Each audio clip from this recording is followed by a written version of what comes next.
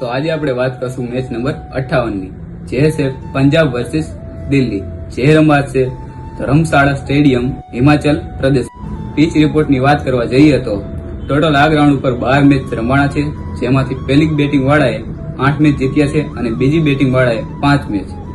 છેલ્લા 4 મેચની વિકેટની વાત કરવા જઈએ તો ફાસ્ટ બોલરે 41 વિકેટ લીધી છે અને સ્પિનર બોલરે 16 વિકેટ લીધી છે.